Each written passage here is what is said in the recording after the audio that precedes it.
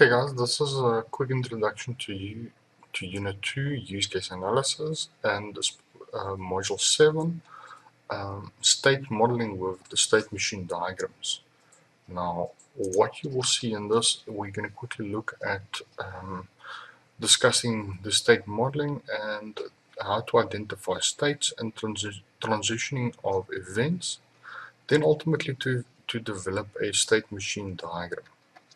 Okay, so what you'll see, this is a continuation of the use case analysis steps where we're now identifying and specifying the control objects.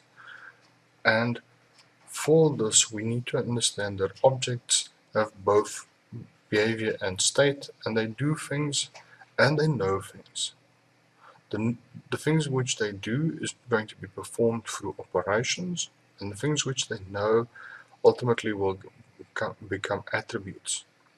But some objects do and know more things, or at least more complicated things than other objects. So this needs to be modeled, and we need to look at how this complexity is going to be handled. So also our objects can be incredibly complicated. So that complex nature is going to be modeled, and to ultimately understand our complex classes better.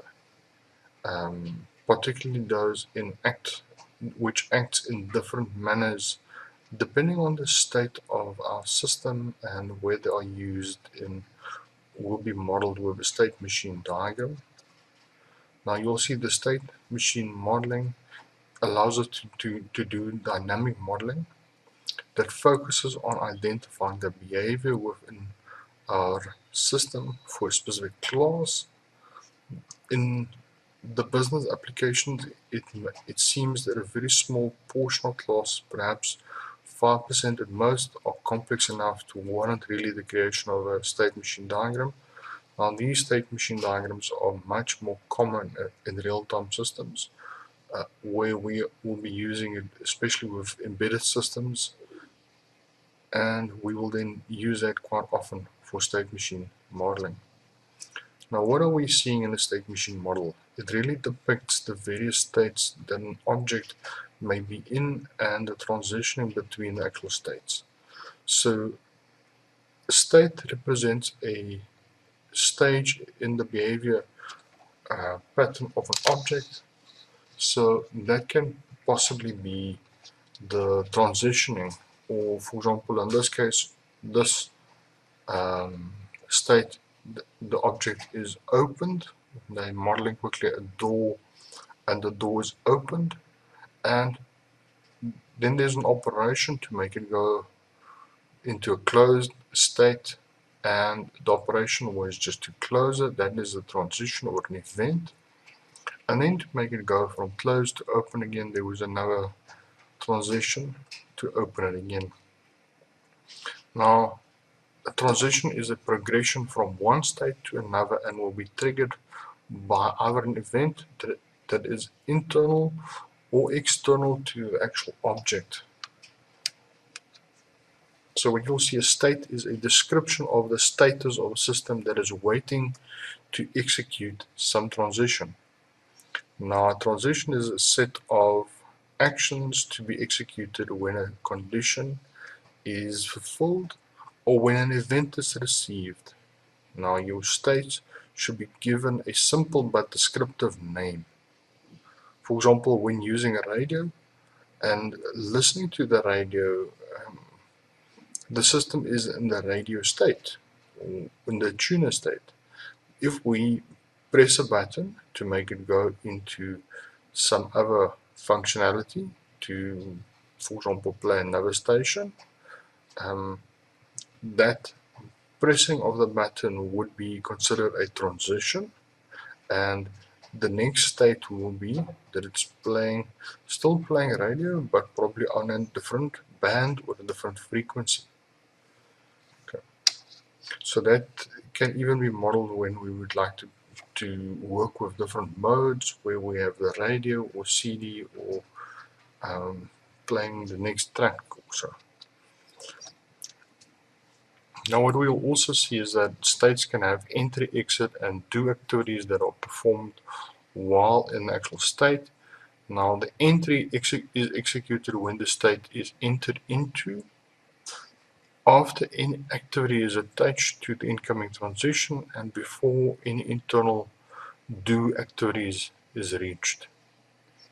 This may be described, the do portion is described by an expression and executed after the entry activity is completed, but before any exit activity.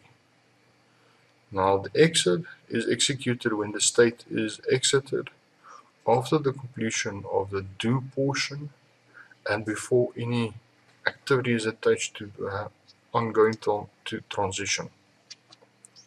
Now you'll see the transition is really a progression from one state to another and will be triggered by an event that is either internal or external, and these transitions are typically the result of the invocation of an operation that causes an important change in state, although not all method invocations will really result in transitions. So not all operations or actions will result into a transition. So again, on the radio example, that action where you are selecting to play, for example, the next track or the next radio station or frequency, that would be considered a transition. So there's a few useful guidelines for when naming and placing transitions. Name our software actions when using the implementation language naming conventions. Name your actor actions using a prose, and indicate the entry actions only when applicable for all entry transitions. The same, indicate your exit actions only when applicable for all exit transitions. Model any recursive transitions only when you want to exit and re-enter the state. Name your transition events in past tense. Then place your transitions label near the source state, and then place the transition labels based on transition direction.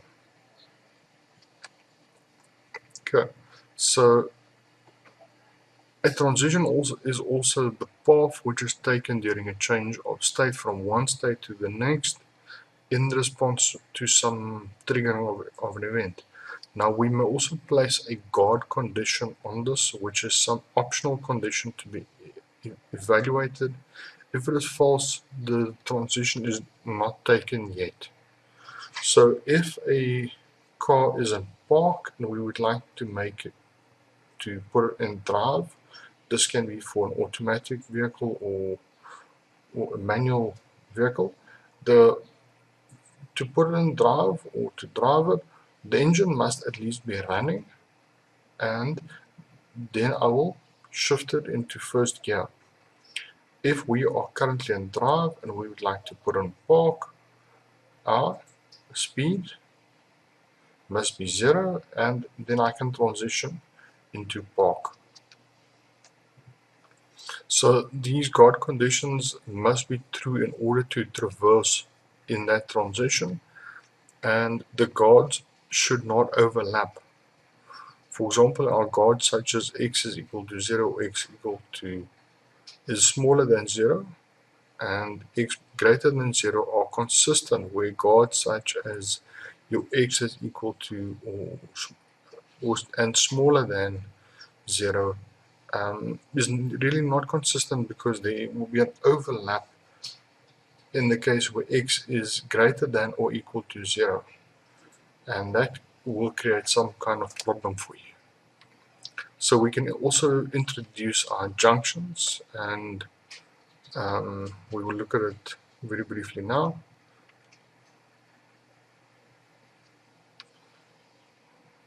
So to quickly identify the states and transition, we need to ask ourselves for state, what other states or stages in the life of an object does it go through, or does it pass through?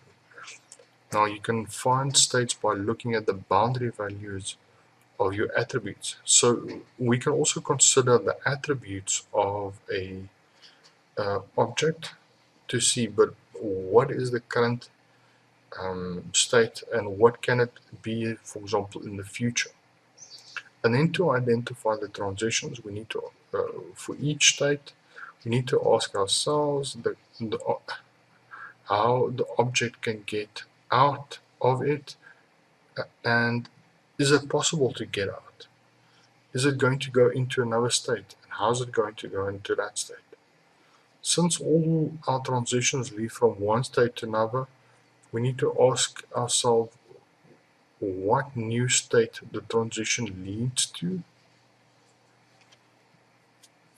Okay, and then we can develop a state machine diagram.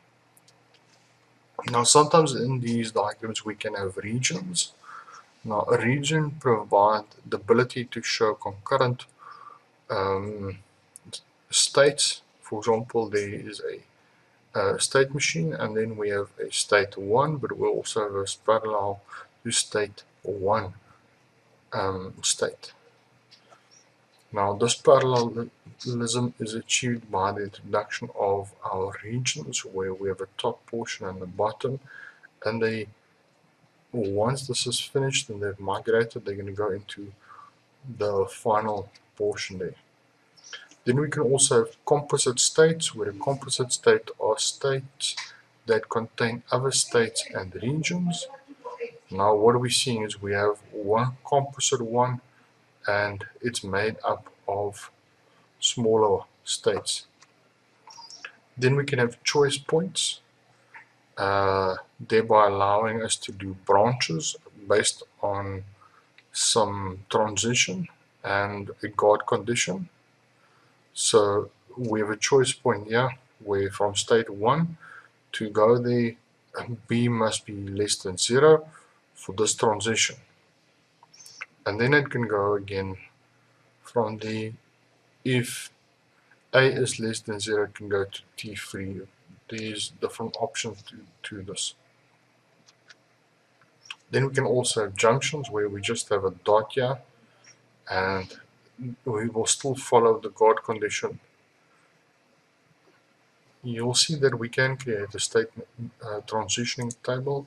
Now, this table shows what state a state machine will move to, and based on that current state and possible other inputs, what new state it's going to be in, or what will be the next state. So for our radio, if the current state is radio, and the input will be to go to the next station, the next state will be that it's playing the next station, and the radio plays the next radio station to us. That will be the output. So if we, for example, have a coin operated turnstile, what we're seeing on this is our turnstile. It is really a turnstile used to control access to trains and amusement parks. The initial arms is locked, blocking any entry, preventing people from just passing through it. If you deposit money into it, the turnstile will unlock, allowing a single customer to go through. After the customer has passed through, the arms are again locked until other coins is inserted, and then it will be unlocked again. Okay, so there is quickly an example to the state transition table for this. Now what we're seeing, the current state might be that we are in a locked position. Then we're going from, if the input is that we throw in a coin, so what we're seeing is if you throw in the coin, it's going to go into an unlocked state, and the output would be, it unlocks the turnstile so that the customer can pass through the turnstile. If you then push through as a customer, it's going to go into a locked state after you've pushed through it, and the output would be nothing. So once, if the current state, for example, is that we're in an unlocked position and you throw in another coin, it's still going to be unlocked. If you just push through it or push against it, it will go into a locked position.